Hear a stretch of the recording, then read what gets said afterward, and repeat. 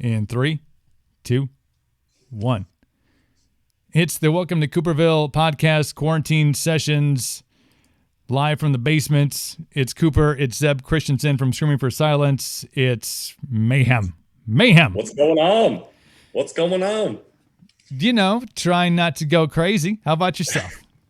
Yeah, just living life, man. Saturday night, I got a nice drink poured. I'm just lounging on the couch, hanging out on Twitch with you. So, dude, it's been a minute since you and I have caught up. I had you on the podcast a while back and chatted about things. And I mean, had we known then what we know now, right?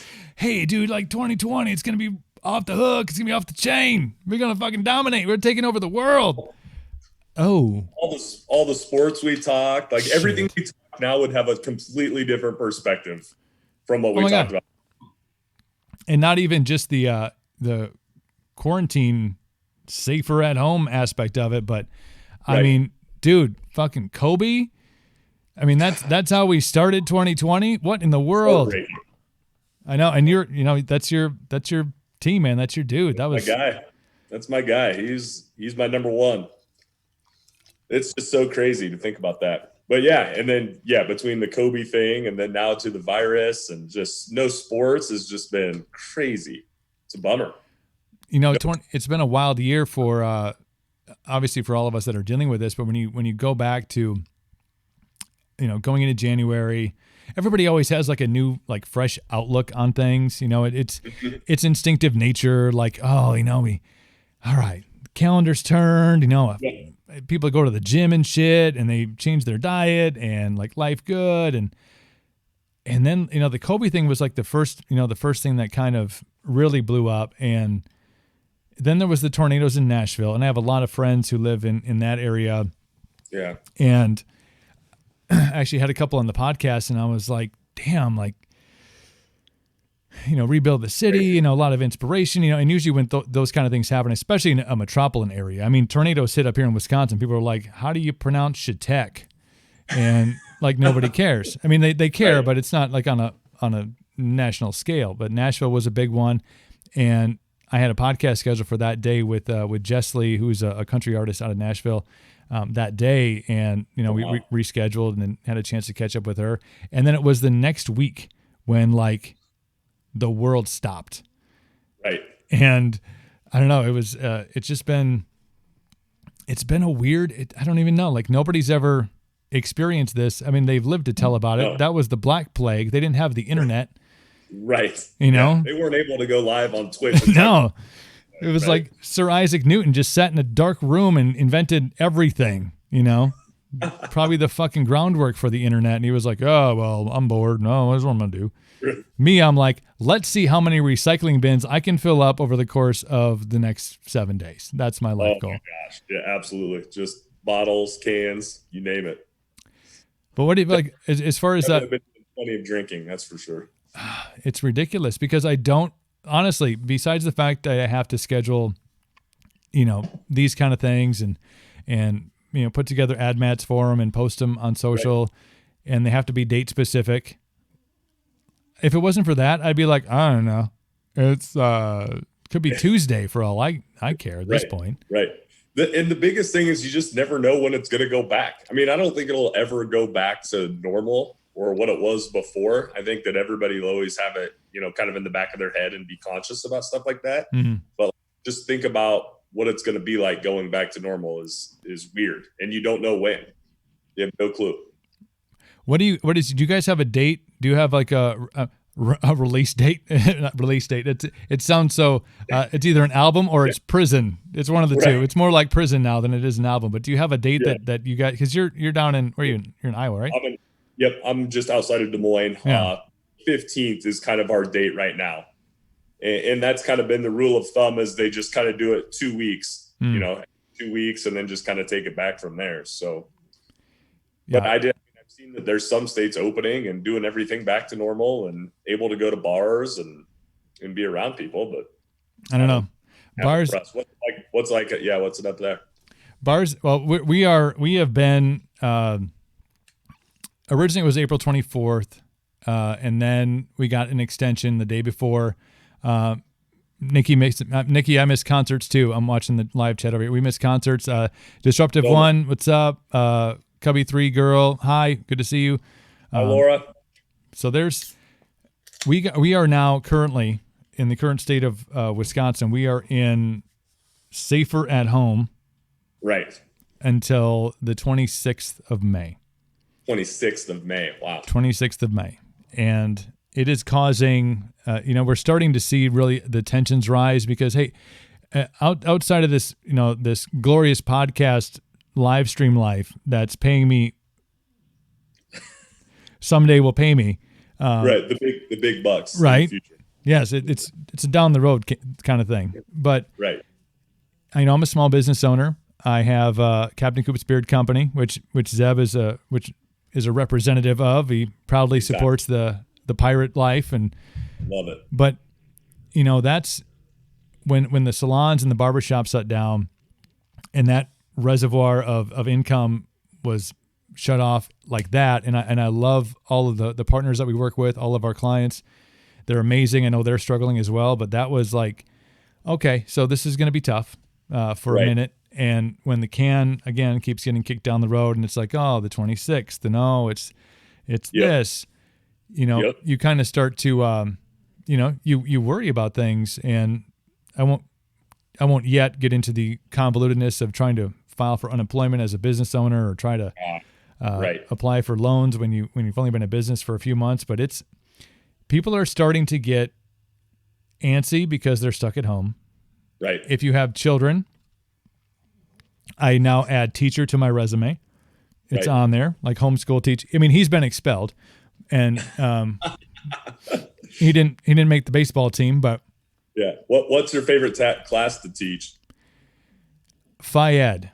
PE, absolutely, dude. Like if you follow me on Insta, I mean, I'm up and I'm running and I'm gunning like early in the morning. If I don't do that, like it'll be bad. Right. So I get out and try to like clear my head. I run and do a bunch of other crazy workout stuff, and he starts to get like the afternoon hits, and he's like, "I get it, dude. I get it. It sucks. It sucks for everybody. Right. Let's go outside and flip a tire." Yep. He's 10. Yep. He's like, "What?" Yeah. I'm like, "I have a giant tractor tire in the backyard," which my neighbors are like, "Is that for some sort of some gardening thing that you're going to do?" I'm like, "No, I'm going to flip it over and over and over again." Right. Because I have a lot of angst built up. Ohio, 29th in Ohio. Damn. Yeah. So Phy-Ed, that's what I teach him. Otherwise, I'm like, Common Core math? Dude, I don't know. No I don't know. Don't ask me questions. No way. And I probably won't win Parent of the Year for telling him this. Oh, well, that is probably canceled anyway, that award ceremony. Yeah, absolutely. You can't go to it anyway. Yeah, so. I can't. It's tough to have somebody else accept it or online. It's so lame. But right. So I'm like, dude, I remember when I was in school and they were teaching us math and all this stupid shit that I felt I didn't need to know. The basics, cool, I got it.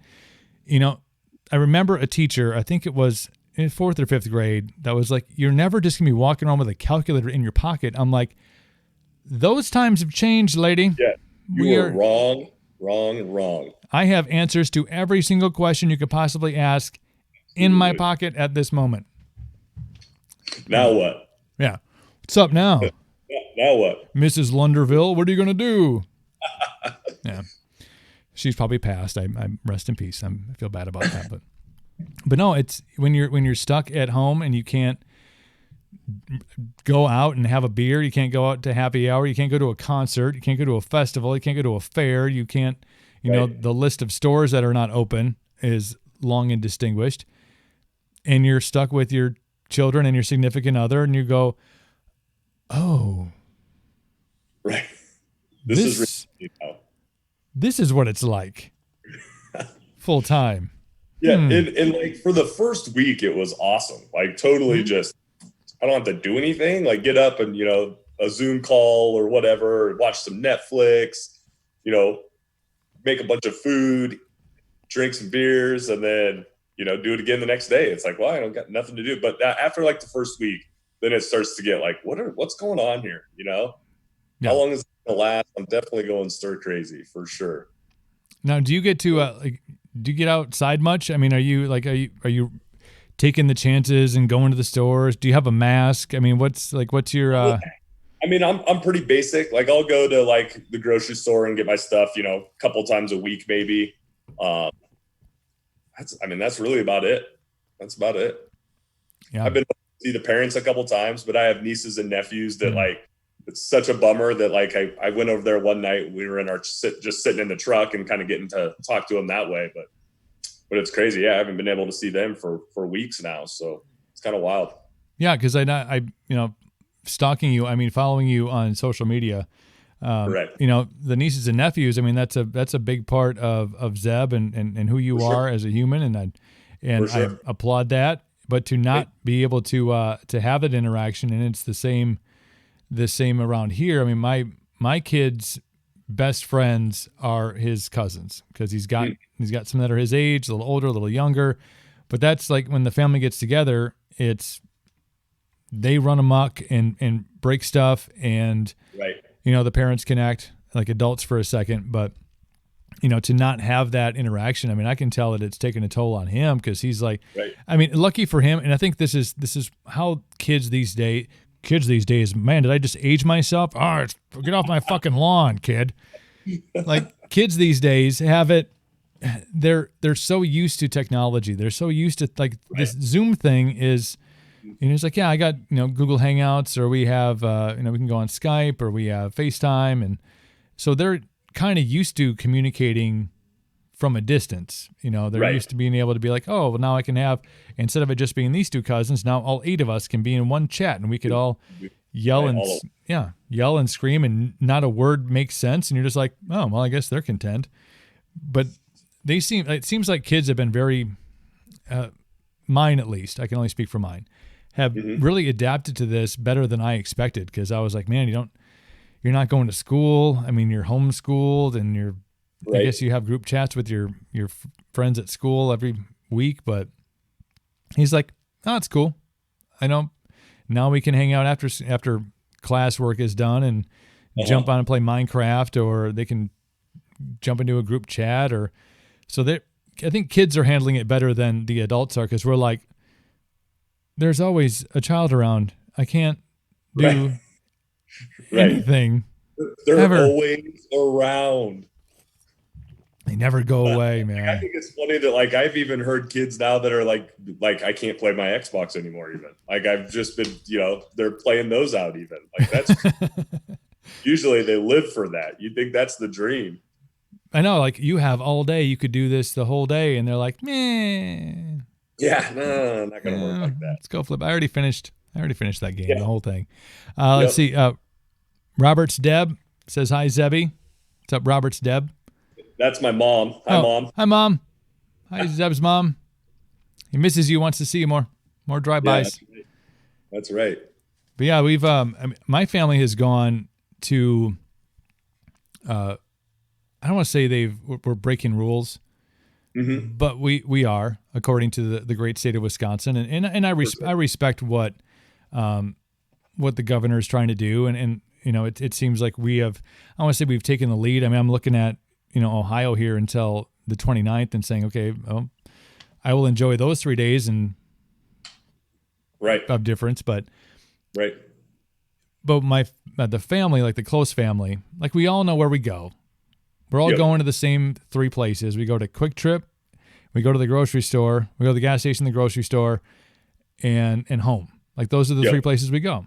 And it's the same places we've been able to go for the last 5 weeks now.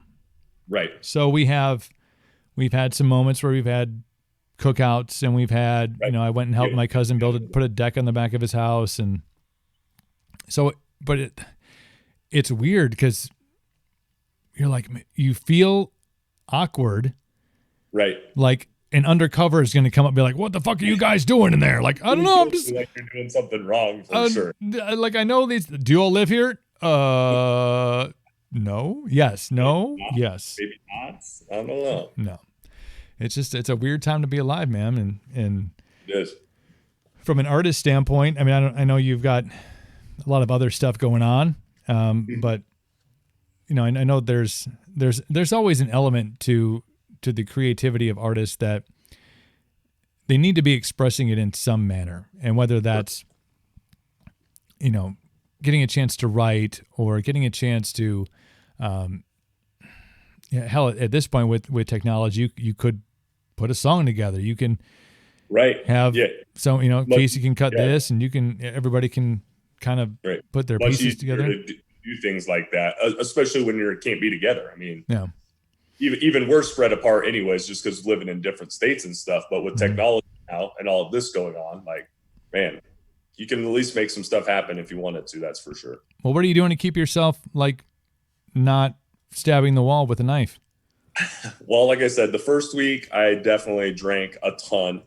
And then I was definitely seeing the pounds come on. So I was like, all right, I got to pump the brakes a little bit. So try to get back to working out. At least now down here, like the weather's getting much nicer, which makes it a lot more tolerant. Right. For a while there was still snow on the ground and stuff, and that was miserable. But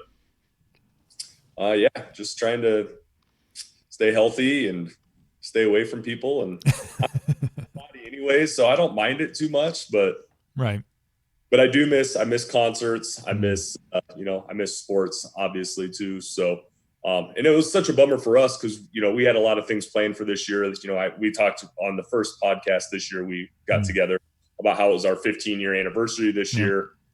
We also had a couple of the festivals lined up to play, and I was really looking forward to that, which, who knows when all that stuff's going to come back. We had one moved back to September, but who knows what happens, at that point too. So, yeah. Are you worried about fans at all? I mean, I know the artists, I know that feeling, not personally, but I know that drive, that stage feel. I mean, you guys didn't do this. You didn't get into this business to go into a studio and record music.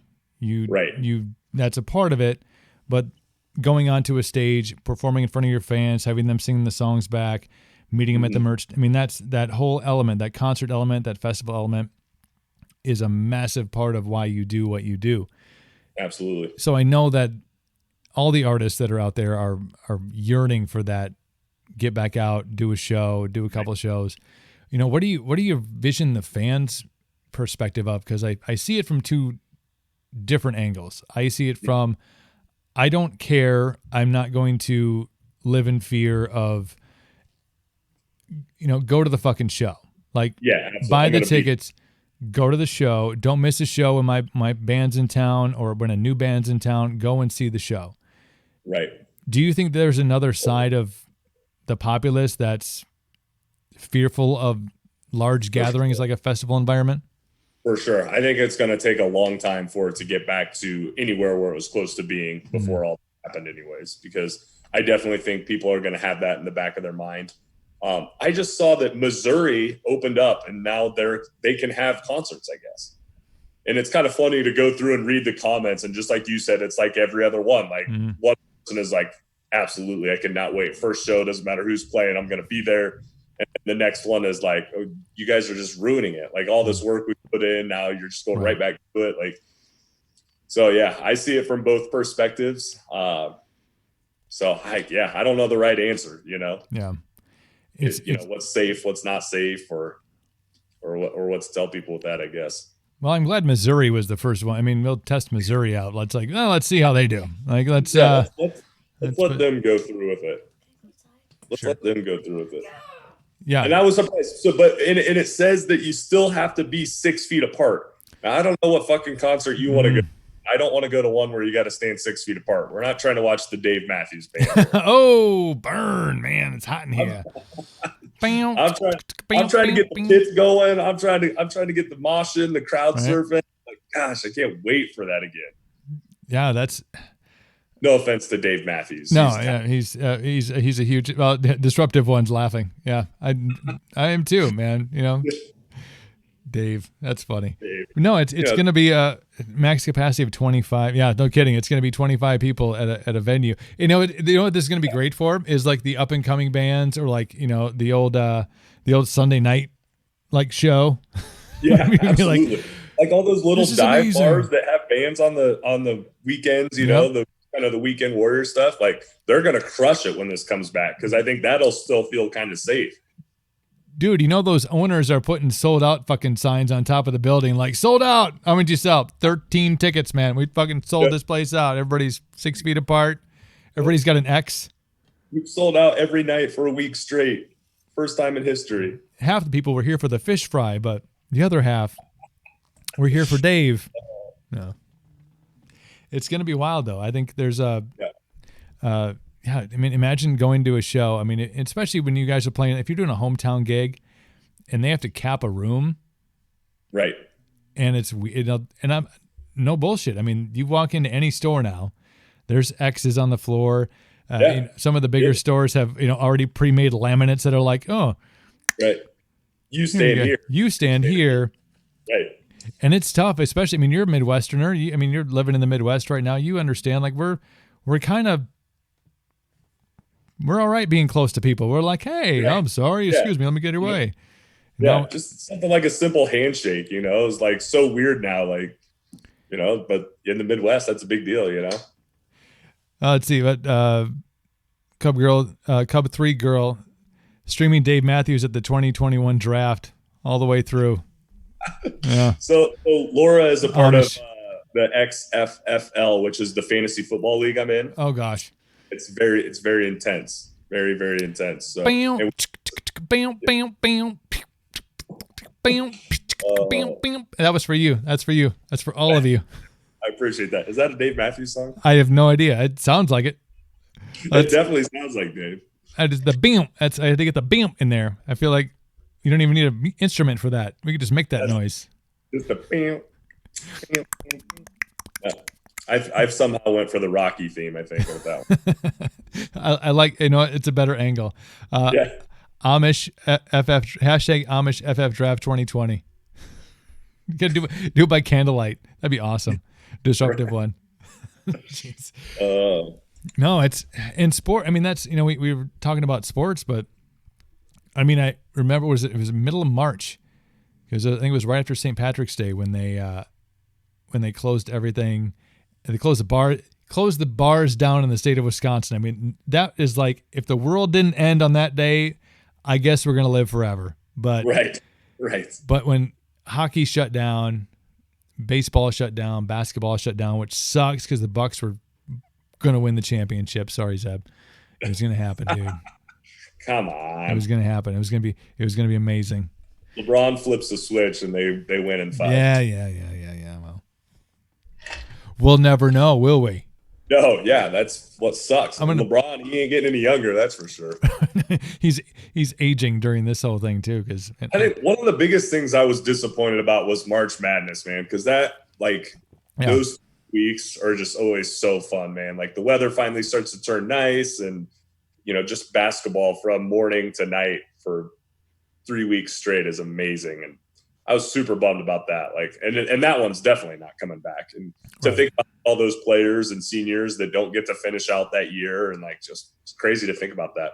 Well, all of those things, March Madness, spring training, NBA finals, hockey finals, all of those things, like when you're a sports fan, they resonate with you. They give you a state of mind for like the time of year. Like it's, right.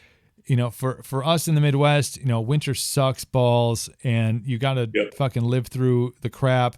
But, you have these, you have basketball to kind of get you through. You got hockey to get you through. You got college hoops to get you through, but like spring training starts, March Madness starts, and you're like, dude, it's about to get good. Like life's about to just take off in this awesome summer direction. That's when tour season starts, festival season starts to line up. Yeah, it's so good because you need that kind of shit when you're from around here. You're like, give me some good news, man. Give me something good. Awesome. Wisconsin made it into the tourney. Great. They started off really shitty, but they were doing well in the tournament. When that's gone and you go, the fuck am I going to do now? Like what? Yeah, what do we do? What do we do? Here's what you do. Send all the kids home so they can be with their parents all the time, and you can just I was definitely one of those people that resorted to watching the like NBA 2K on PlayStation or whatever, like the tournaments on TV, Right. and getting into it. I'm like, what? And I kind of had to sit back and be like, this is a fucking video game. Like, come on. Right. I loved. Didn't ESPN went to like the Ocho for a while? Yeah. You know, they were running like belly flop championships and fucking turkey bowling and it was. But people need something. I mean, the draft. You know, when the NFL draft came up, and it was weird as that was to watch. Super weird. I'm like, wow, I'm in the commissioner's den. Like, yeah. I thought it would be. I thought it'd be nicer. Like, dude, whatever. But it was. But it was. Did you see Jerry Jones set up? His was well. His pad. Holy smokes! My favorite part was when they went to the Belichick cam when it was the Patriots pick, and his dog was sitting in his seat, and it's like, Bill Belichick, head coach of the Patriots, and here's a husky sitting there, and even Bill's house looks like, you know, not mine, not but what you would think. Not what you would think it is. Yeah. Well, he's married. Yeah. Yeah. You get that room. That's your room. The rest is mine. And then I get the rest of the house is probably beautiful and gorgeous. Jerry Jones Jerry's on his yacht doing the draft. Yeah, diamond stuff hanging off the wall. Yeah, Belichick lives in his own cave. Like I always look forward to the draft. That's such a big deal. Like I love the fact of the kids that's the day that they finally get to the dream becomes a reality. And I always love that about the NBA, all the drafts and whatever. But it was definitely a little weird. But I'm glad they still did it because that gave something to look forward to and something to keep us entertained for the weekend, anyways. Yeah, I mean that was. It's ironic for me. It's weird because my kid was born on a Friday, and it's one of the years they started the Thursday night first round, and it was the year that the Packers drafted B.J. Raji with the top 10 pick, traded back into the first round and got Clay Matthews, and my wife came down like right after the Clay Matthews pick and was like, "Hey," I'm like, I may have been drinking like during this. A couple. Right. And then when we traded back in, I'm like, the Packers just traded up and traded back into the first round. Right. Like mine and went defense. Obviously a very far cry from recent transactions. But man, they're catching some heat for their draft. Man, that's for sure. I don't know if I probably have an answer, but no, it's does the answer end with number 12 wearing silver and black? Shut your filthy mouth over there. No, man. No, but to wrap it up, that my kid being born, the draft, the vibe. I mean, I'm a huge football fan. You know this. I mean, that is like those kids, especially first rounders, who get. I mean, they've been living that. If they're a top tier athlete, they've been planning on the fucking color of the suit they're going to wear that night. Right. They're probably the last 5 years. When they got into school, they're like, yep, and I'm going to wear this, and I'm going to wear this. I'm finally going to wear this chain, and mom's going to be there, dad's going to be there. Mom's taking it. Right. And no, you're in your mom's living room. Yeah. On a webcam. And the delay was weird. So they're like, and they just drafted, Jordan Love. And he's like looking at his phone. Right. He's going, I am going to sit for the next 5 years because Aaron Rodgers is not going to the fucking Raiders. No. Is it comparable to when Favre left? If Rodgers leaves, is that comparable? Does Rodgers hold a candle to Favre? As far as that comparison of, was he like the same sitch?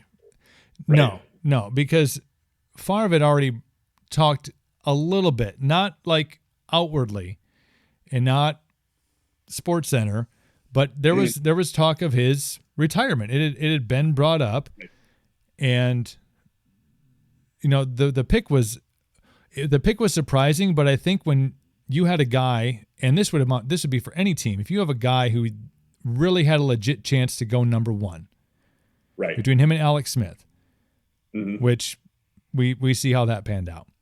Right. But a guy who had a legit chance to go 1 overall, and you're sitting there at 22, and you probably have your guy. You have your guy at 22, probably a middle linebacker, or right. You're probably not going to get a top tier running back at 22, but you got your guy. And all of a sudden you're sitting there and you know that you have an aging quarterback who's still at the top of his game, still playing very well, has mentioned maybe he's on his way out. And you start to go, well, we could have had the number 1 pick in the draft and got this guy. That would have been an option, right? This would have been an option. We're at 22. So to be at the trading up thing bothers me. Right. You probably, if you really had a hard on for Jordan Love, you probably could have got him at 30, but to trade up, I think that sends an interesting message. I was looking at the teams between their picks and I was like, God, are they really? I mean, if you're anywhere past 25, you probably are, unless you have a traded pick, or you probably are okay at quarterback. Right. So that was a little surprising, the trade up. When they traded up, I was like, wow, man, I couldn't even think of who they were going to go for. I'm like, who they would take. Why are you moving up, 3 picks in the first? When they took Jordan Love, I was like, as a fan who knows that we have the best, if not one of the top 2 or 3 quarterbacks in the NFL. Right. And you go, okay, I understand at his age, he's probably got 3 really good years left and 2 on a tail end. Why aren't you going out and get him just a beast wide receiver? Right. Why, why not get him that guy? And don't give me this. Especially when it was so wide receiver heavy this year. I know. And we didn't get one. We got a tight end.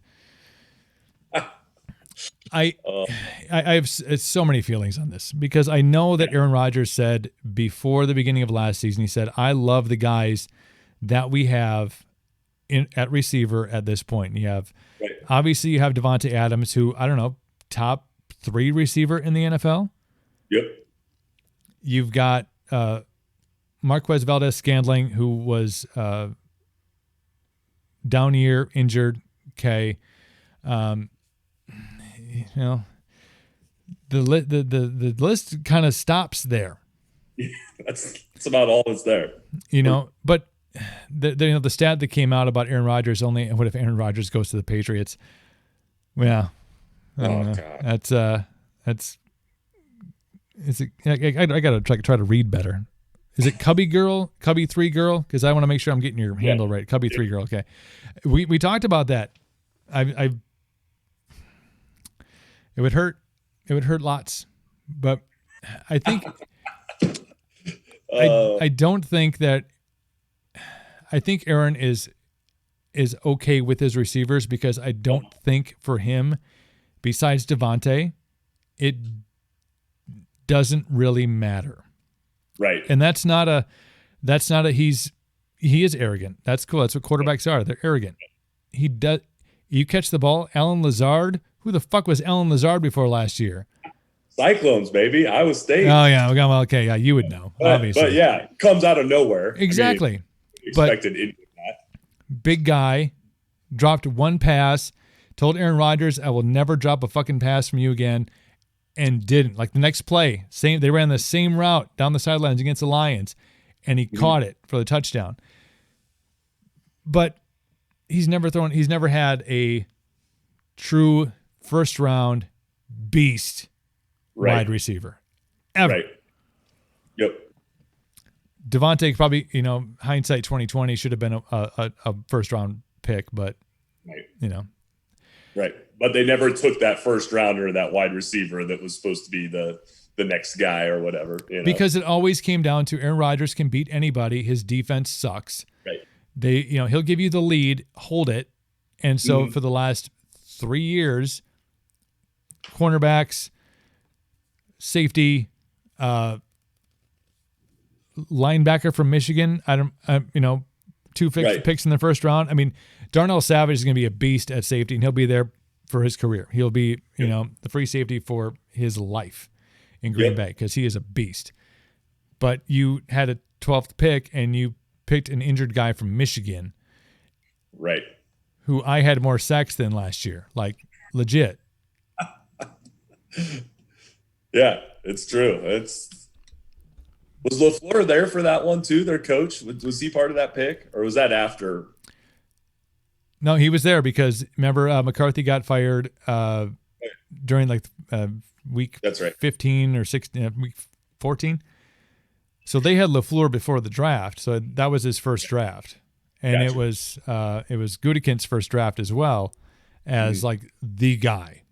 Right. Ted Thompson had taken a arbitrary role. He's like now the janitor or something. I think that's what he does. But I'm interested in this because obviously your Raiders are not in California anymore. No, Vegas, baby, Vegas. So do you? I'm wondering how that feels. Like, do you feel like you're still a Raiders guy, even though it's not like? I mean, they've obviously this isn't their first move. Right. They've been Oakland, they've been LA, but I was pretty skeptical about it at first. One thing, being a Raiders fan from the Midwest, is it's not very cheap to fly out to Raiders games in Oakland.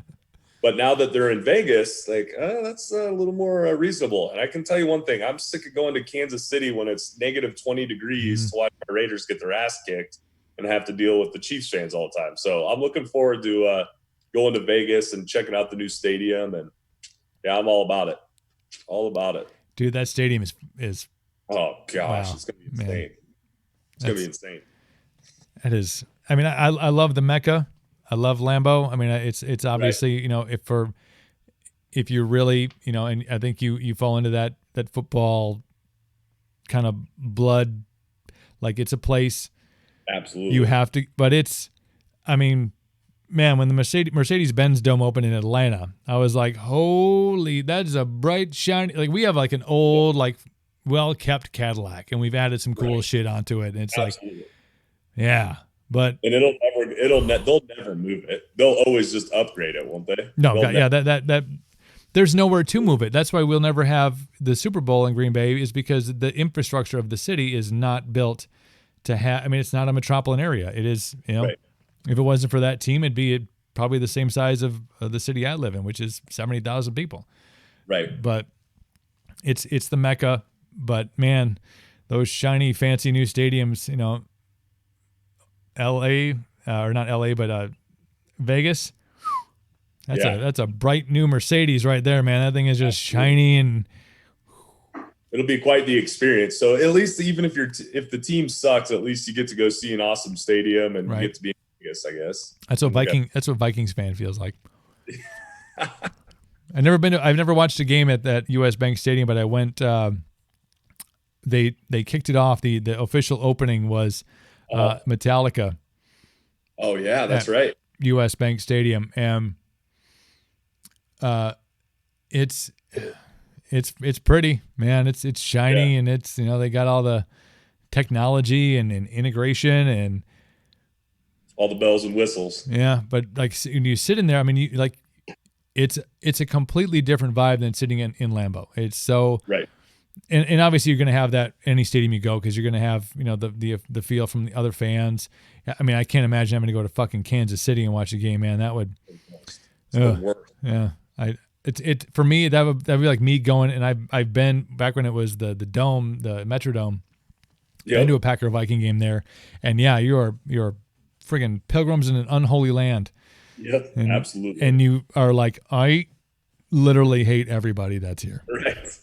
It's hard to bite your tongue on some of those. That's for sure. Yeah, but man, that stadium in Vegas, yeah, it's going to be awesome. I'm excited. I hope. I know they're saying that it might not be open for like this season. I mean, if we have a season opening, I guess, when it's supposed to. Who knows? But they said that it might not quite be done. But if it's opening weekend and it's opened up and they're in Vegas, I will be there. I'm going for sure.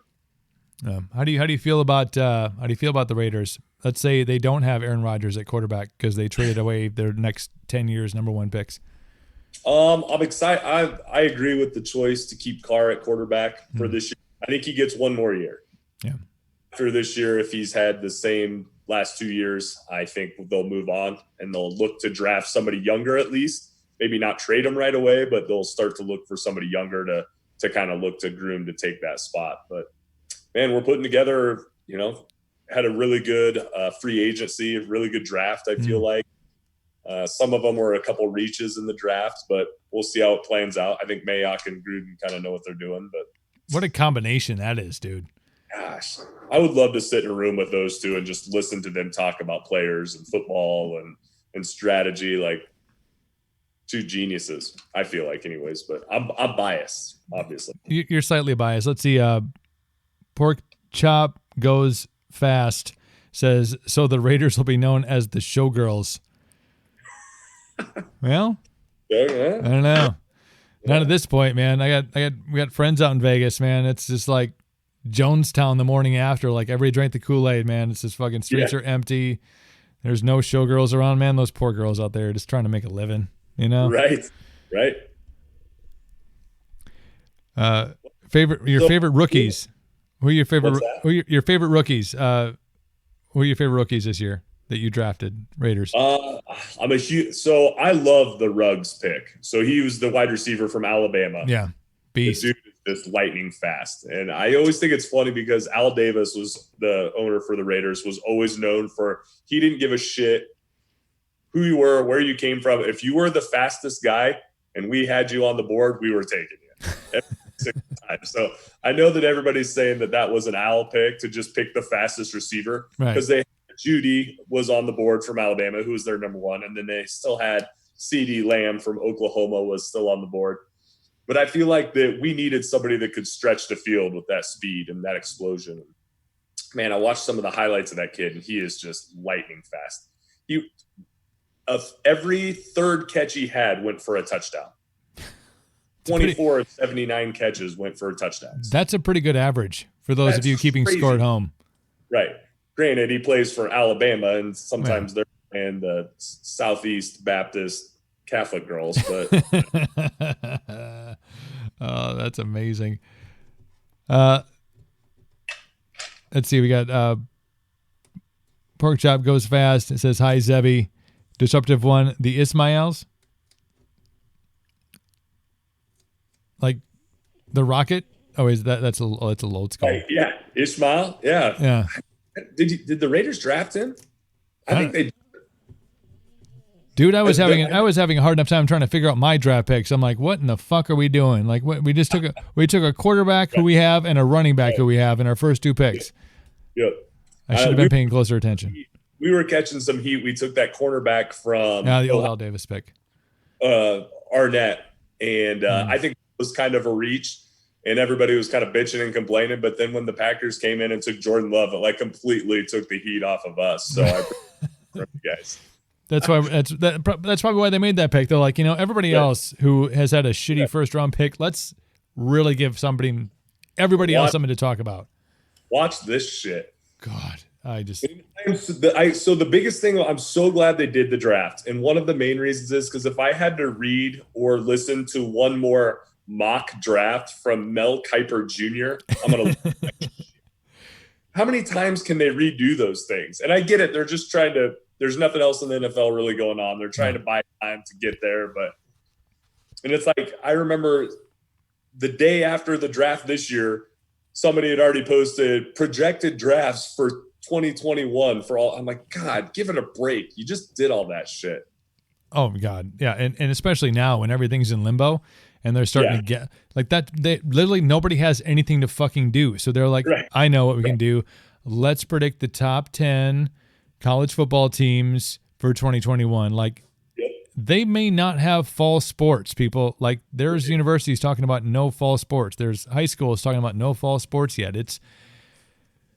But we're bored. So you know what happens when they start canceling that shit? They just go top 10 teams for 2022. Like it's just move it on. God, but yeah, Kiper's the best at it though, man. He's got that fire. He's just like, I'm gonna redo my picks. Here we go. 1 through 10. I wonder. He's another guy that he probably just sits in his office for 10 hours a day, just watching film, just studying everybody. And the biggest thing about Mel Kiper, does he have any NFL history? Like, was he ever a player or a coach or anything like that? So where does he get his box to stand on? I think he's got great hair, and that makes for good TV. He's got that nice slick back. Yeah, and it's been the same for 20 years, and he just goes and, dude, I don't even want to. This is I'm getting close to the Mel Kiper slick back. I feel like I got no barber, and I miss him, and I love him, and he needs to get back to work. So, but yeah. Exactly.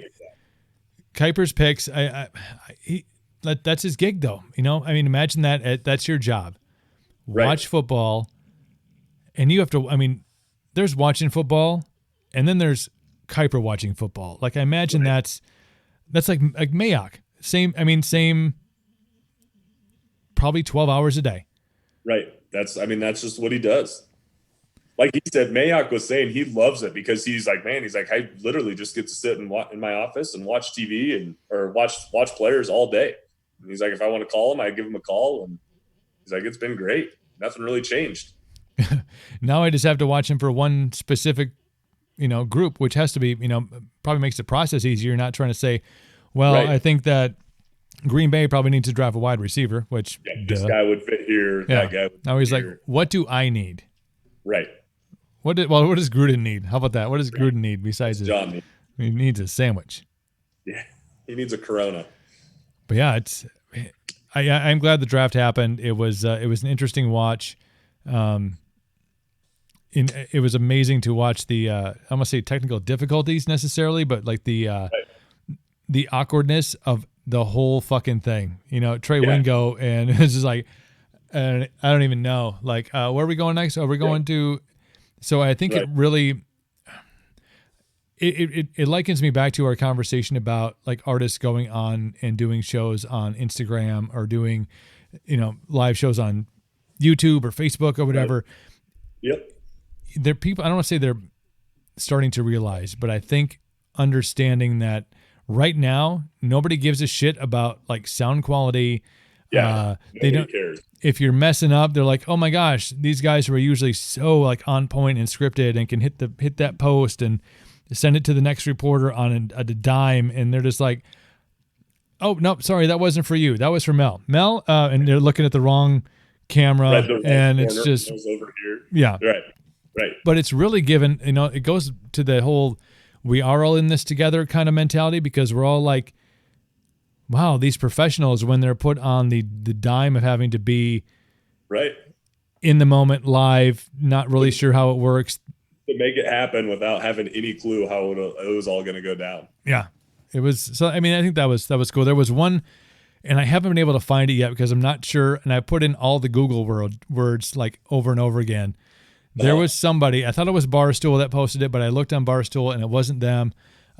There was a draft cam that was set up in somebody's house, as they were for all the potential draft picks. And so you got the player sitting on the couch and the families around him.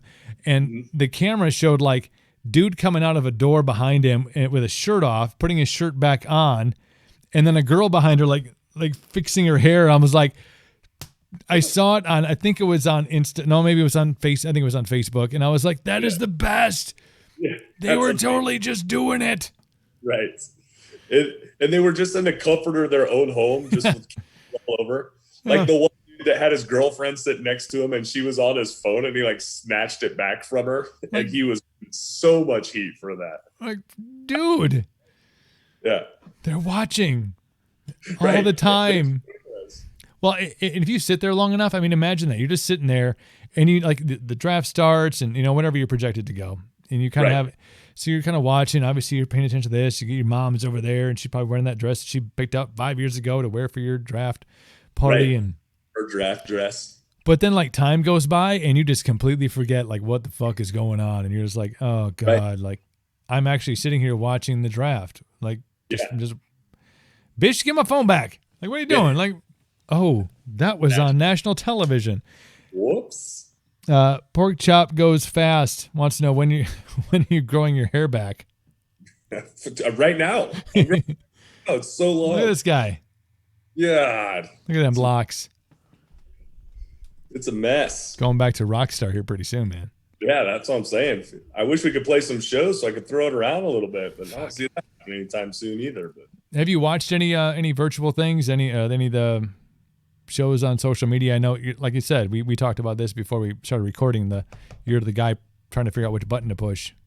For sure. Gosh, the one that was awesome was Post Malone and Barker doing Nirvana songs. That was fantastic. Was awesome. And totally just because it was kind of out of left field, I feel like. And a lot of people didn't know that about Post Malone, that he was actually into like grunge and hard rock bands and stuff before he kind of started doing his own thing. Right. So to see him do that, it was super cool. And I thought they killed it, crushed it. And how about like that? They're literally just set up in his kitchen. Yeah. Right in front of his bar. Travis is in the next room over, and then the other dude is over there. Like, so cool. I loved it. Dude, awesome. I watched Post Malone do a fucking an acoustic set with Dwight Yoakam.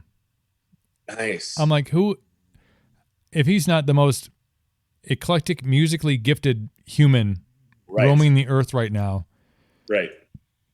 I don't know who is.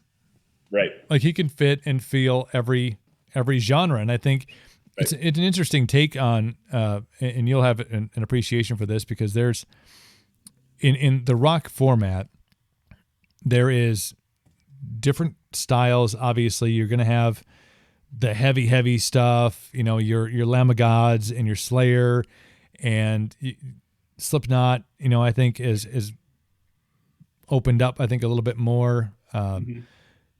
You have the alternative side of stuff. You have, but what you have in that mix of a rock genre is a lot of bickering about what rock and roll really is. It's a weird.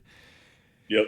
It's and I, having dealt with it from the radio perspective and trying to program a station that you're targeting an audience who can really like this and really fucking hate this, and but this is really good, and like what the hell is a Greta Van Fleet? Well, I don't know. How does that fit into this mix? But it's all supposed to be the same. I mean, it's all kind of in the same umbrella. It's all supposed to fit in the same, underneath the same umbrella.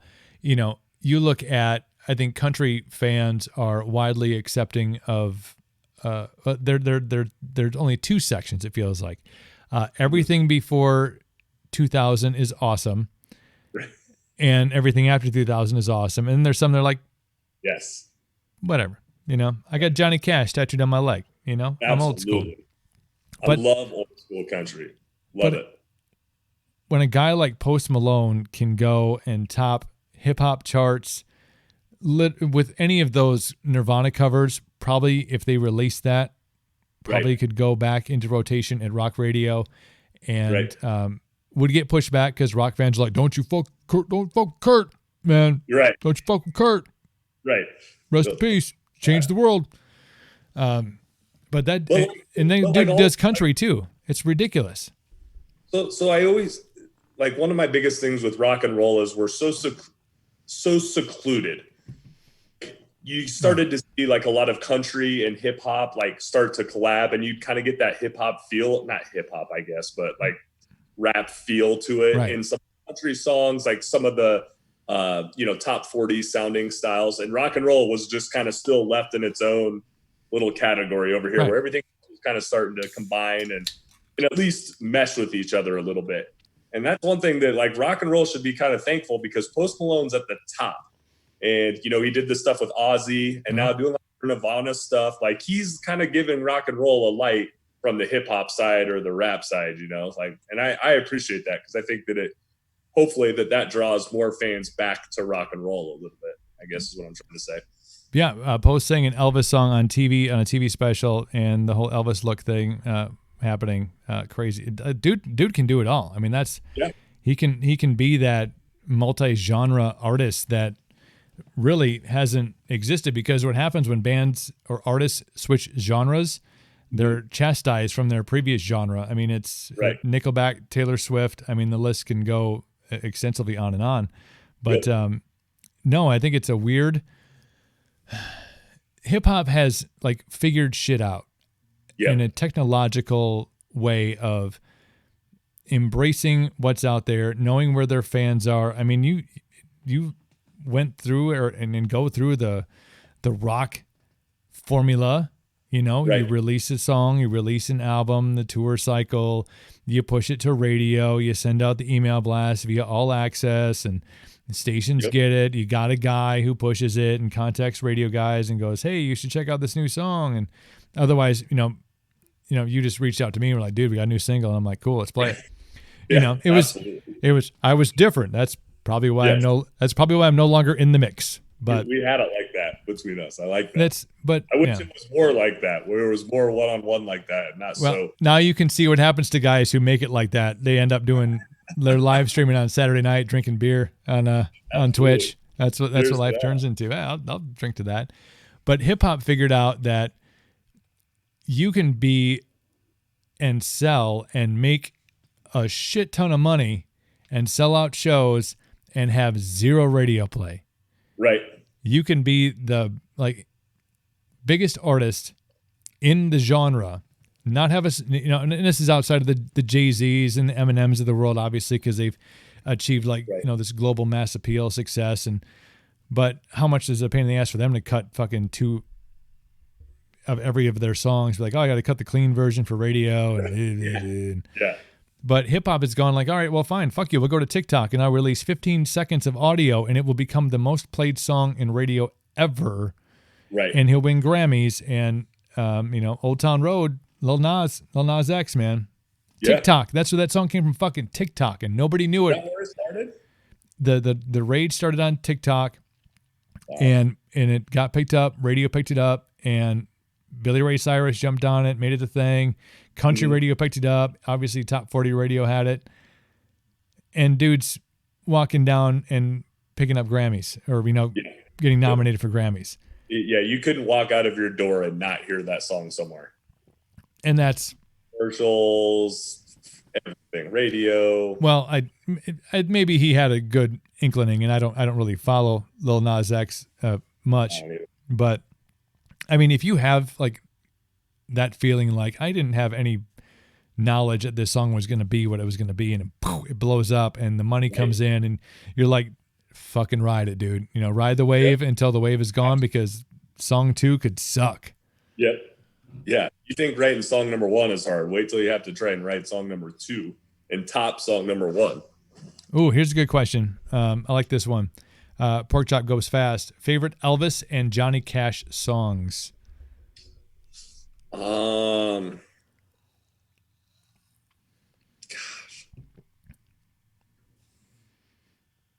Elvis has to be Blue Suede Shoes for sure. Yeah, agreed. Man, Johnny Cash, that's such a tough one. Because don't get me wrong, I love all the hits, but some of his not popular stuff was a lot more my favorite. Yeah. The Sunday Morning Coming Down. Oh, best hangover fucking song ever written. I love that one. I know what that feels like, John. I know that feeling. Yep. No, God, Cocaine Blues. Yeah. Great song, great live song on the Folsom Prison album. The soundtrack, live. That was that's one of my favorites. I mean, that's weird when you get stuck down a Johnny Cash hole, and that's happened a lot. Yep. Especially now, because you're like, oh, I'll throw on some Johnny Cash. You go to Amazon Music or you go to Spotify or whatever, and you just throw on the Johnny Cash thing, and you just go, oh my God, oh that song, oh God, that song. And when he came back and did the covers record, and he did Hurt, I mean that Hurt video was, I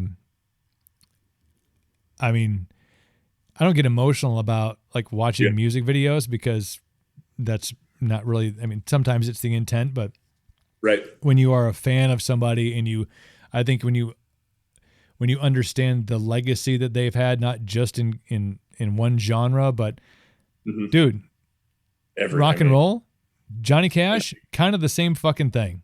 Absolutely. And icon. And to have an attitude about life that's just kind of like, Yeah. I fucked it up. Whatever. No big deal. But no, God, man, the Johnny Cash. Now I want to go and just fucking jam, dude. I can tell you right now, when we're done with this podcast, I'm going to listen to a shit ton of Johnny Cash. That's for sure. Did you watch Walk the Line, the movie? Joaquin? For sure. And Joaquin's awesome. God, see, outside of his views, his outspoken political views, which some of his personal stuff is a little odd, but man, that dude is. You want to talk about finding your craft and being more dedicated than maybe anybody else is to any craft. Right. That dude like lives it. He's like, I have to be the Joker. Yeah. I'm literally going to turn myself into a psychopath. Right. Right. But him as Johnny. But yeah, him and Reese Witherspoon killed it for Walk the Line. That was so good. Yeah, and she was amazing. I mean, that story, to know that how that played out and what that meant for both of their musical careers and for their children who are incredibly musically talented. I mean, it's just God, what a thank you. Pork Chop Goes Faster bringing up the Johnny Cash thing, because that's man, makes me I'm gonna do the same thing, dude. Like I'm gonna take this I'm gonna take this cooler that I bring down for when I do podcasts. Yes. And I'm going to go up and jam out to some Johnny Cash, make sure my kid didn't burn the house down. Okay, so favorite new songs. Favorite new songs. Favorite new songs. So so probably current things that are out right now. Man. So I mean, obviously I'm into hard rock. So I've been in a ton of heavier stuff lately. The new Lamb of God is really good. There's a new, and I'm always trying to find those up and coming bands that are just about to hit that, like, I take pride in trying kind of being a fan before they really make it. There's a band called Polaris that I really like, that post-hardcore heavy. I'm a huge Beartooth fan. So God, Caleb Shomo, man, that dude is a fucking beast. What a stud. I was talking, so my brother and I were talking about this. I don't know if he has like his own studio or if he's starting to like produce some bands, but he's doing like a ton of like, cameos and like step-ins on songs and stuff. But he's kind of all over the place right now, and I love it. He's so talented. There's a lot of that going on. I was talking to, who the fuck was I talking to? I talked to someone. This is like the great thing about like this quarantine thing is I've been able to reconnect with a lot of, with you and my buddy Nixon from Framing Hanley and Greg Upchurch. I just had him on. Who the fuck was I just talking to that was talking about that? I think it was Nixon from Framing Hanley, who's down in Nashville. And he's like, they've been able to reach out and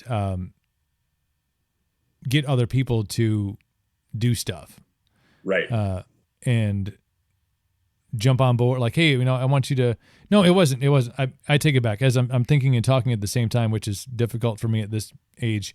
It was Mikey Carvajal of Islander.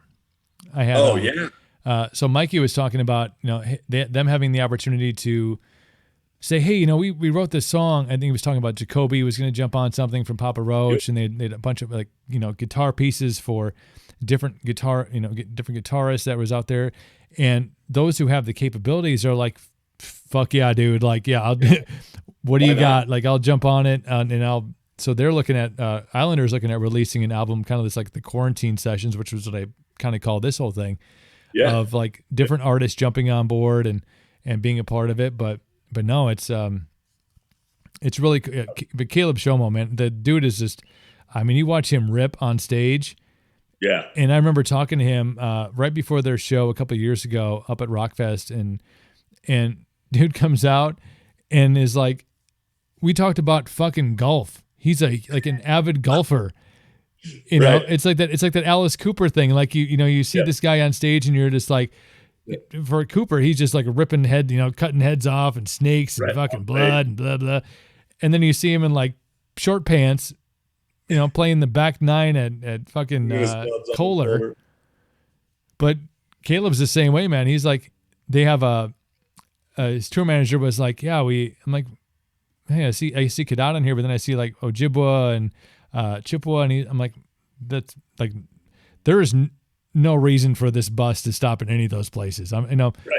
Unless you need gas. Like, he's like, no, Caleb goes through and checks out where all the fucking golf courses are in the area when we get to a spot. So if he's got time, he can go and shoot 9. I'm like, the sticks. And then he gets on. I always feel bad when you and I get to catch up and do stuff like this, that we most of the time end up talking about sports or something else other than music related, which is how we met, which was awesome. But I always feel kind of bad that it ends up being more about the sports or some of that stuff. But no, I think especially during all this and what kind of this is about, it's an expansion of life. I mean, it's like, we're all like, well, we can go to the store, and that's about it.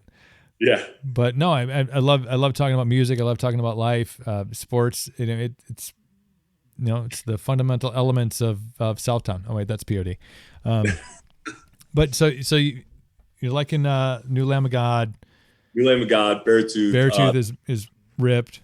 That I Prevail album was really good too. Trauma. God, those guys are so good. I mean, that's so when they first came out with the Taylor Swift cover, I wasn't a fan, but I always, it's only because I appreciated their original music more than I appreciated the Taylor Swift cover song. Right. And it always makes me mad when don't get me wrong, I love when bands do covers and I love when it gets unpopular, but I hate it when bands or when people don't listen to the rest of the music. Right. That's the only thing they knew was the Taylor Swift cover. And it's like, gosh, they have so many other really good songs on those albums. Yeah. I think Trauma kind of finally put them over the top of that. Yeah. And we're like, all right, we're not the Taylor Swift cover, that's not what we're known for anymore. So yeah, they've done a great job of, I think it's still a part of their set. It's still a part of who they are. For sure. They came out on that record and, in my opinion, should have had 5 hits, but they had 4 really solid singles. I mean, Alone and Stuck in Your Head and God, I can't. Yeah, but they're so good, and I'm glad that they haven't been like pigeonholed as the band that does. I think in rock fandom in the fan world, they're not the band that does it. I think they've gotten to a point now when that song comes up in a set or when they play it, it's more like, oh yeah, that's right, they did that. They did that Taylor Swift cover. They've done a great job of that. Yeah, it's for me, the toughest part for me about I shouldn't say tough. It hasn't really been that difficult. Rock radio for 20 years, 2 decades of my life devoted to it, and trying to be, I think, like super duper not cutting edge, but more open to, I don't need to play the top 20 songs on repeat and then the top 20 library songs and then the 62 Metallica songs. I mean, my programming mentality was we need to somehow make this dying entity relevant in a world where if I really want to hear a song, I just yelled in the air and my robot plays it for me. Right. How do you do that? Well, discovery. Okay, discover new music, discover new artists. That's my love for Screaming for Silence and a bunch of other bands who, just pound the pavement. A lot of times, you're not working with this giant budget of like, oh, we have a shit ton of money, we're going to go and push it into this single and get it to radio. And man, if it gets in iHeart or if it gets into Cumulus or if it gets into Intercom and so I had a different mentality about that, but living and breathing rock radio for 20 years and knowing the difficulties and not that it was the reason I was let go from radio, but I didn't play by necessarily the rules a lot in many aspects. But and like I've always said, we really appreciated that. Well, you said you gave us a huge chance, Well, there's something more. I think there's something more rock and roll about being rebellious about things than there is about being cookie cutter. I think that should be left for other genres. But again, that's just me. Right. But I've had a chance, and I think it's been really good for me to open up my musical aptitude a little bit. Yeah. I've really, I still lean to rock. I'm still a rock leaning guy. I still I know the songs that I want to hear. I'll still tap into the new bands that I want to check out, or bands I knew that at the cusp that when I left were like fucking right there. But man, I've gotten into some weird shit, like weird music. You know, I'm so eclectic. It's ridiculous. Like I'm on G-Eazy to Yellow Wolf to fucking like Guar. I was on a Guar kick. I'm like, what the fuck am I? In country and like old blues. Like it's just been really cool to be able to like feel like a listener for the first time since I was a teenager. Right. I got into radio when I was 18. I'm not 18 anymore, as you can tell, and aged a little bit, but I've been able to enjoy music, I think, from a different vantage point. And like now I go to like what I feel, I'll listen to. Right. If I'm like top down, top off in the Jeep and on a cruise, I'll plug in some old school country. You know, I'll do some fucking open road shit or some Bob Seger or just like some real Tom Petty. You know, just feel it. Work it out stuff, jams. I mean, if I'm running, hip hop has a really good cadence for running. I'm telling you, it's and if I'm, lifting heavy things, which, semi-heavy things, small child. Yeah, it's rock. Flipping tires in the backyard. Flipping tires in the backyard. Oh, man. Beartooth. Nothing goes better than fucking Beartooth. Listen to. Okay, I'll flip a tire now. Flipping over. Yeah. It's it's really awesome to have this time to, again, we talked about the rabbit holes. Yeah. Us after this is done, like we're both going to be like in Johnny Cash. We're going to be in Folsom Prison. I mean, with any luck. I think I'm going to have a few drinks and listen to some Johnny Cash and then probably top my night off and watch Walk the Line at the end of the night. Oh, my Saturday night. That's what I got going. Hey, my kid is probably running in the neighborhood right now, picking up chicks. So, he's one step ahead of me. Right. At least he's out and about. Well, he came down and he saw my short, like, what's up? But he was like, can I go outside? And I know there's, we had three neighbors move in 2 houses down from us with 3 daughters. Oh boy. And he's like, can I go outside? I'm like, that's kind of, I mean, you can. The so-and-sos are out. Oh. That's why. How old is he again? How old's your boy? He's 10. 10. Okay. I kept something alive for 10 years, man. I'm pretty happy about that. I feel like I've accomplished a lot in life. That's a good pat on the back thing, I think. Did you happen to catch our guitarist? Well, Casey, but for everybody else, our guitarist Casey gender reveal his gender reveal video. I didn't see the video. Oh my gosh! If you get a chance, go watch. They posted it on their Facebook, and he was. I love you, Casey. If you're listening, by the way. Okay, Casey. I miss. Oh man, do I have a story about Casey? I can't even. Back when he was crazy. So Casey and Bridget were so dead set that they were having a boy. And a spoiler alert, they're having a girl. But just the priceless look on Casey's face, and just afterwards, he's like pacing. He's like, "Now I got to start." Look at how happy he looks. Look at that happy fella. Oh, there they are. So just the look on his face, and he's like, "Man, now I got to start lifting weights. I got to get big. I got to start being able to fend off all these fucking savages trying to hit on my daughter." Dude, he's got time. Yeah, he's got back when he was crazy. Yes, yeah. More chop goes fast back. He's still crazy. I know, but right. My first encounter with not my first encounter. One of my encounters with Casey was, you guys let him go and hang out with us, which was probably a mistake. Thank you for babysitting him for us. Oh my God. We it was like after all the main stage shows were done for the day, and you guys had been done, and we came up, we were hanging out with you in the merch booth, And we're like, well, we're going to go down to the bottom bar and drink. And, we're like, cool, go. And Casey's like, let's go. I'm a fucking in, man. And the greatest thing was that it fucking started with the Mohawk was like straight the fuck up. Like it was like, we're up and going. And by the time I saw him waddle away, like zigzag, like it looked like someone was shooting at him. Because when someone shoots at you and you're running away, you're supposed to zigzag. It just looked like it was like that Mohawk was like left, right, sideways, up. I mean, it had like 4 different directions. It was amazing, and I think I tried to get a hold of you and be like, "Did you guys find him somewhere?" He always wanders home at some point, anyways.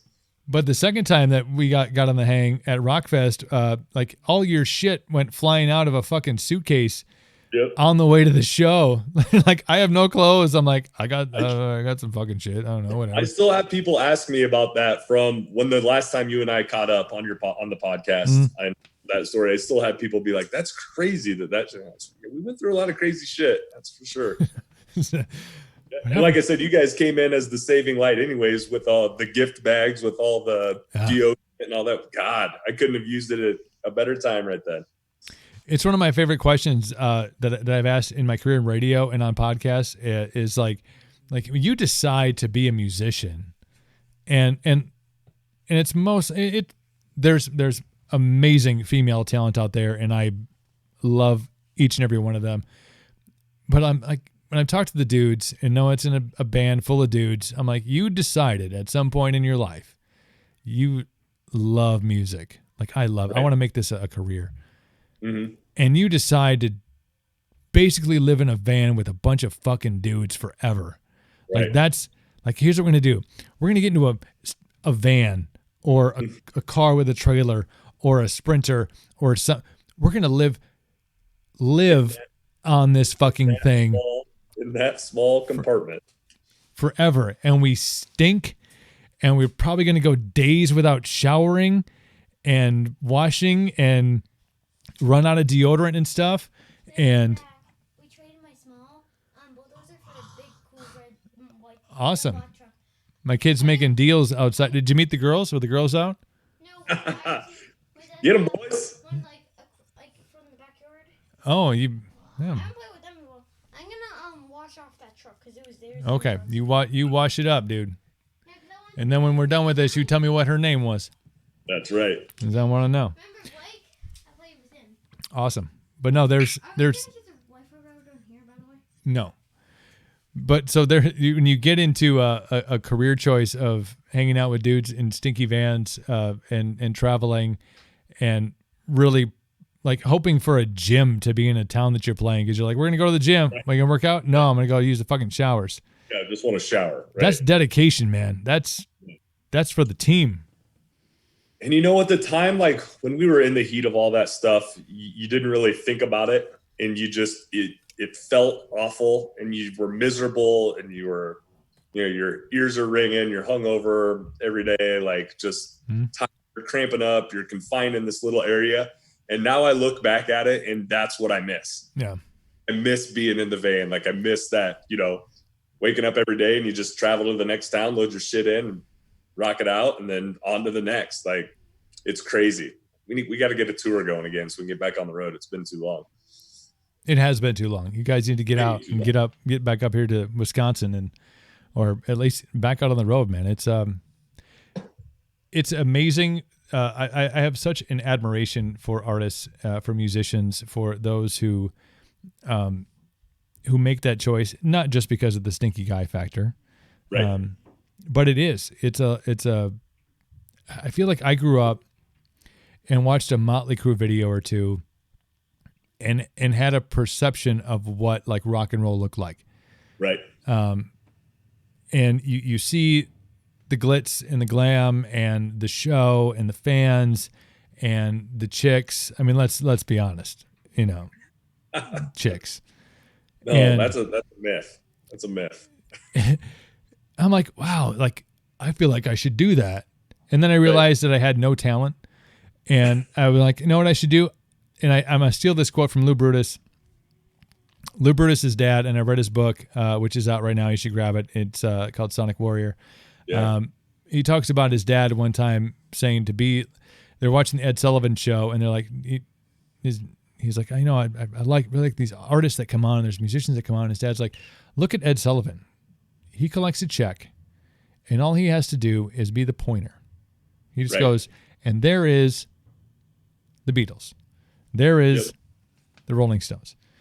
And so Lou had that quote, and I said, that's my jam. Like, I'm the pointer. I realized I didn't have the talent, so I will just talk about them and point at them and be like, here is Screaming for Silence. Yeah, that's awesome. That's what I would do. But that's awesome. For those who have that, yes, Pork Chop, have you seen The Dirt? I've seen The Dirt. Have you seen The Dirt? Yes. Oh, God. It's awesome. Yeah. I don't even like Machine Gun Kelly, but he did a hell of a job, man. Yeah. I wish they would have did like 3 or 4 episodes. Like instead of cramming the 1 hour and 45-minute movie, I wish they would have broken up and really elaborated on some of those stories, because the book's amazing. Like, yeah, I was going to say that if you read the book, the opening chapter of the book, obviously they could not show on even on Netflix, because there was that just you can't. But that, like, I almost want to develop a network that's like, here's like the real fucking story. Like, here's this is really how it went down. Here is the girl version. Here's the girl and the blow and the heroin and it just hookers asses, the whole thing. Right. But no, I mean, it's for those that have the talent that go through, make the choice to go into it and live. I mean, really live the dream, because you guys go out and do shows when you can, when we're not in fucking quarantine. Right. And everybody else, the fans that are there, the people that are there, the workers that are there, they're all going. I mean, this is their escape. Like, this is you going to work. Your work is everybody else's escape. And that is something that I've always admired about every artist. I think that was instilled in me at a young age. Like, and I remember my dad taking me to my first concert, which was a country music festival. And he was like, "Are you having fun?" And I was like, "This is amazing." Yeah. Dude, I mean, Chris Ledoux was on stage. Chris Ledoux was a saddle bronc rider and rodeo and wrote songs and ended up being a country music artist and passed away several years ago. But he was like, we're out here having fun. And I looked around and there's, drunk people everywhere. And they're just, oh my God, this is amazing. But and he's like, that guy up there is working. This is his work. This is what puts food on his family's table. And I really took that into like hardcore consideration, is to like, that is a different, I mean, y'all are a different breed. Y'all are a different breed, because there's that's your energy, man. That's your feed. That's your, like, you want to be out on stage. You want to be out having people run into each other and from 6 feet apart, and all the sweaty vans and the load-ins and load-outs and all of that. It's gratifying, because I truly believe that making the music and being on stage and performing is all of that bullshit we went through and did every single day was that's what makes it worth it, is when you get that half hour or hour on stage where you get to perform and kind of be yourself out there. So that's my favorite part. I just get to cut loose and just go let it all hang out. So what's I don't want to say I want to wrap on this, but I should probably go see if my son has any hickeys on his neck, because I don't know. I was probably 10, maybe. Nah, probably not. I was probably 8. But so we talked about 15 years Screaming for Silence. And we'll on the podcast edition of this, by the way, if you're watching the live stream, thank you all. Yes, Nikki Six Pork Chop has made an amazing career out of his life, and from a guy who almost died of a heroin overdose.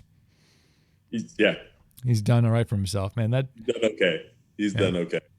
But 15 years doing the damn thing. Life takes all of us in different directions. We all go through shit, and we all go through changes, and we all, I want to say grow up, but we, have to put food on the table, or for sure wear a mask, go into a store. it was just weird in those 15 years, like we missed out on a lot of those things. We missed out on starting families and buying houses and doing things like that. So, like I said, I know we're not as active as we once were on the road and touring and things like that, but I'm also extremely proud of all of our guys and, for getting to do those things. So, right. So what do you, for you, as the artist that you are, Zeb, my brother from another, yes, sir. What do you feel like, what's the next step? I mean, I know we all are living under these weird restrictions. You can't you really can't plan anything. You can't be like, hey, fall sounds good or right. This sounds good. If you had a perfect world and you could unlock take the cage off of all of us right now, what is your goal? What is your vision? What do you want to do next? I definitely, I want to see us get in the studio again and work on some more music. Like I said, that's a lot of things have just kind of been on the back burner with all this and just life, right. All these life events, but, and start to play some shows again. I really look forward to that, especially during this quarantine thing. I really look forward to getting back on stage and being with the guys on stage again and getting to do that. And I hope that becomes more of a regular thing instead of just a few times a year like it has been the last year or so. Right. And I hope that includes new music. So we're working on that, and hopefully we get to that point where we can get in the studio and get those juices flowing and come up with some new stuff. All right, so we got closing questions here. Pork Chop it says, what do you guys think about a virtual show? Is that something you guys would pull together, or do you think that it's? I understand. It's two ways, man. It's two ways. I mean, there's people that are really adamant about sound quality. It's a tough thing to put together. Timing is. I watched Charlie Watts air drum for a Stones thing, and I was like, we should maybe we should have done this a different way. So I get that there's some hesitation there, but would you or maybe a couple of the guys? I mean, would there be some capabilities here? I would definitely love to look at, and we've talked about it. My biggest thing, like I told you, I'm so bad with technology and the button masher that like how to get that with all of us in different places to work. So, dude, I'll tell you what. For the low price of him cleaning his fucking room, my child will set up your virtual show and make it happen. Like, dude, like the kid's a whiz. So the one that I loved, I don't know if you're a fan of Goldfinger at all. Yeah. That was good. The band Goldfinger, they were doing it like live clips from all their different houses, and I was like, that would be so cool to do. So if your little one knows how to set that up, give him my number. I will do that. You're gonna get some weird shit. I'm just telling you right now. Like, he'll be like, look at my Fortnite character.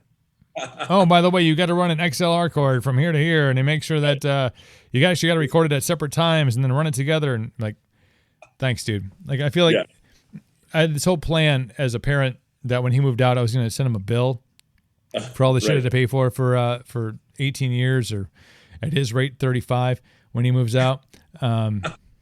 But he may be just a part of the team now. He may be like he's earning his keep. I'm sure. My guy. But no, I think there's a way. I think yep. They're looking at yes. Please do it. Please yes. Cub 3 girl says yes. Do it. But no, I think there's let's make it happen. I think you guys getting back out. Make Casey put his hair up in a mohawk again. It'll be like old times, and that's what I'm saying. I'd love it. Let's do it. All right, so I'm gonna end it on this. There will be a football season in 2020 to 2021. All right. Yes, it will happen. It may be weird. It's gonna happen, but it will happen. All right. Raiders season. What is their record at the end of the year? I think we're going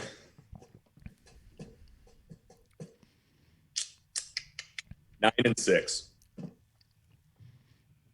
9-6, and I think we'll sneak into the playoffs. Well, they got is this the year they're adding more? Do we have more teams in the playoffs this year? So there'll be two more teams. So I think we'll get in based on that. But I think that if it was the old, I think we would have snuck in as a wild card this coming year. I think this is our year. I think there's a lot of excitement. I think Gruden's finally kind of getting the ball rolling. It does help. I know we have the Chiefs in our division, but the rest of the division is all kind of rebuilding right now. So I think that gives us kind of an upper hand. I think we're a year or two ahead of the Broncos and Chargers rebuilding. So, I think 9-6. That's my prediction. 9-7. There's a 17-game season. Oh, 9-7. Or there's 17-week season, right? No, it's 8. Isn't it 18 weeks and you get one bye? Yeah, 18 weeks you get one bye, so that would be 17 games. So 9-6. Is that right? That would be 15. That's 15. 9-7. Whoa! I don't know. Off on that. 8-8. Oh wait, those days are over. We don't have 8 and 8. Let's go. I'll go 10-6 then. We'll lose to the Chiefs twice, and then that gives 4 other games that they can mess around. 17 games, one bye, so they'll go 11-6. Is that Laura Cubby 3 girl? That's disruptive one. Gotcha. Neither one of you boys are have any faith. 10 wins. 10 wins, she says. 10 wins. We're 10 going wins. I like it. Yeah. This here, I'll tell you this. Drafting a quarterback for the Packers may be the best thing that they've done, and I'll tell you why. Because Aaron has always played with the chip. We know the chip. Everybody knows about the chip. Skip Bayless talks about the fucking chip. We get it. Yep. If I was him, I'd have a chip too. Yep. I don't have his life. If I had a chip, I'd be like, I also have a chip from Pebble Beach while I'm playing here with my girlfriend, Danica Patrick, and he's doing all right for himself. But I think he will. I think he's going to do 2 things. No, not go Raiders. You shut your filthy mouth. That's right. You also shut your filthy mouth. So he is going to be. He is going to do exactly the opposite of what Brett Favre did for him. He's going to be a fantastic mentor to Jordan Love. Remember, our backup quarterback was Deshaun Kaiser. I just want to tell you that right now. So don't feel like we're like, oh no, what are we going to do? Right. I think he's going to be a fantastic mentor. I think he's going to teach him a lot of the things. I'll make it 3 things. I think they're going to use Jordan Love this season. I think they will use him the same way that the Saints use their backup quarterback, whose name escapes me at the current moment. Hill. Is it Hill or whatever? Number 7. Yeah. Yes, him. Taysom Hill. Taysom. So he will be implemented in some part of that offense. I think that's a Matt LaFleur thing. I think he would find a way to get him in and run some funky schemes and have him lined up, and Aaron goes out. It'll be wild. Mm-hmm. And I think you will see maybe the best Aaron Rodgers since the Super Bowl win of 2011. You think they'll go to the bowl this year? Is it their year to make a run? I tell you what, I was surprised as shit that they got to the NFC Championship game this year. New head coach, new scheme, one wide receiver who was out for 7 weeks. Devontae Adams with the turf toe was out, so you have no number 1. Aaron Jones obviously had a chance to prove himself as an elite back. I think now you have a triple threat at running back with him and our rookie that we drafted from Boston College, and Williams. Super Bowl is tough, man. You got all the 32 teams trying to get to that one thing, but you were 1 game away from the Super Bowl. Right. You had a shitty game. You played like assholes because you weren't ready to be there. Right. I don't know. I agree with that. My crazy talk. I'm telling you, how many beers I have left in the cooler. I'll tell you what, I have plenty. I'm going to go listen to Johnny Cash and I'm going to finish him off. But I'm telling you, but there's a team in Tampa Bay that is probably going to be really good for the next 2 seasons, not 3. 2 years. They're going to be really good. Say what you want about Tom Brady as he's not elite. He's not, he's a system quarterback. Motherfucker he gets it done. He's a winner. Yeah. He wins. That's all he does is win. Yeah. So that's gonna be tough. And I know I'm not happy about Tom Brady winning. They're just he's good. Hey, if that's Cubby Girl, It is. I got Tom Brady on my fantasy team. They hate Tom Brady, and I love when Tom's playing well. So I'm good with that. So that's gonna be tough. That's gonna be tough in the NFC. But no, it'll be fun to watch because I think that may be our first look at what real life looks like again. Yep, for sure. And what stadiums are going to look like. I mean, are they going to max cap? Are we going to have 25% capacity? It's going to look like the XFL or AAF, whatever the fuck that was. Mm-hmm. But I'm excited. It gives us something to look forward to. Stop with the throw up emotion. Time is catching up to Tom Brady. It's true. I don't know. I think he's got 2 years left. Yeah, he's got 2 years left, and I think if he has a bad year this first year, he's definitely only got 2 years left. I think if they do well, maybe a third. I think Gronk's health is going to be a question mark because seen him in the broadcast, not the broadcast booth, but seen him do commentary. I'm like, dude lost a ton of weight. I mean, that's going to happen when you're not hitting it hard and eating 25,000 calories a day. Yep. But backs are that's a tough injury, man. That is. Yep. He gets the wrong hit and. Yep. Especially going over the middle all the time, you're gonna take some hits. So he better be ready to roll. That's for sure. Yeah, it'll be fun. Give up on the WWE career and start focusing back on football. No, dude, did you fucking see that? Somebody was like, "Hey, they can try to come after your belt at any time." Right. Money in the bank belt, so that somebody could jump out of the stands and go after it. That would be fan-fucking-tastic. God, I would love that. Just meshing it all together. It's quarantine year. Who knows what's going to happen? Right? Like somebody he scores a touchdown, somebody jumps out of the stands and like drops the people's elbow on him, and it's going to be amazing. Everything's fair game now. His career was almost ended on The Masked Singer. Yeah, well, I didn't. Yeah. That's true too. Without an offensive coordinator, he's done ski. Well, that's the thing. Like, is Josh from the Patriots? Josh Daniels? No. Their offensive coordinator, was it Josh Daniels? Right? Josh Daniels. Yeah. McDaniels. McDaniels. That's it. He's still there though. I think he's still in. Yep. Yeah. Remember, wasn't he the one that he accepted the Colts job? Was it the Colts head coaching job and then went back to the Patriots? Bailed. Before it all happened, like they announced it all, and then like a week later, they're like, "Oh no, that's not true. He's staying with the Patriots." Yeah. He was and that was a surprise. I think when the Packers thing with the LaFleur hiring was that everybody thought like, well, yeah, Josh McDaniels is going to come in because he's obviously worked with elite quarterbacks and quarterbacks that have a certain mentality. Mm-hmm. And they interviewed him, and they're like, "Nah, dude, nah." No, we're going to go with this, OC from the Titans for 1 year. Obviously, he worked with the Rams and had massive success there. But great success, yeah. Like how Josh McDaniels is not a head coach in the NFL yet is there's something there. I mean, I think, and I've had this conversation with a Patriot fan. He's like the groomed predecessor to Belichick. For sure. In a different, obviously Belichick's got the more defensive mentality, and but how do you not? That's where offensive coordinators go. Yep. Is they go and then they become head coaches, and then so that makes me wonder with McDaniels not taking that one job. I think that was before last year. It might have been 2 years ago. I can't remember, but I think it was 2 years ago because it was people were talking about it either being the Packers job or the Browns job, because everybody was all like, "Oh my God, the Browns are going to be the best." Oh my gosh, we see how that worked out.